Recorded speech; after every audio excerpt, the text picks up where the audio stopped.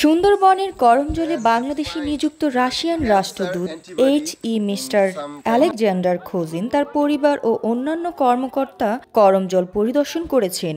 সোমবার সন্ধ্যায় বরিশাল থেকে সাইকেলে করে নেদারল্যান্ডসের রাষ্ট্রদূত শরণখোলায় এসে রাত যাপন করেন। এ সময় তার সাথে উপস্থিত ছিলেন করমজল বন্যপ্রাণী প্রজনন কেন্দ্রের ভারপ্রাপ্ত কর্মকর্তা হাওলাদার আজাদ কবির। শরণখোলা উপজেলা নির্বাহী অফিসার সুদীপ্ত কুমার সিংহ বলেন, একটি স্বেচ্ছাসেবক সংগঠনের ব্যবস্থাপনায় নেদারল্যান্ডসের রাষ্ট্রদূত আন্দ্রে কার্স্টেন্স সুন্দরবন সফরের উদ্দেশ্যে বাইসাইকেলে করে সন্ধ্যায় শরণখোলায় এসে অগ্রদূত ফাউন্ডেশনের গেস্ট হাউসে রাত যাপন করেন।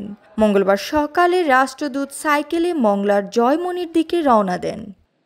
রবিবার দুপুরে নেদারল্যান্ডসের রাষ্ট্রদূত জয়মনি থেকে বরিশালের দিকে যাবেন। বরিশাল থেকে নদীপথে নেদারল্যান্ডসের রাষ্ট্রদূত ঢাকা যাবেন বলে ওয়ার্ল্ড টিমের ওই কর্মকর্তা জানান। আর এ জ্যোতি, দৃষ্টি 24।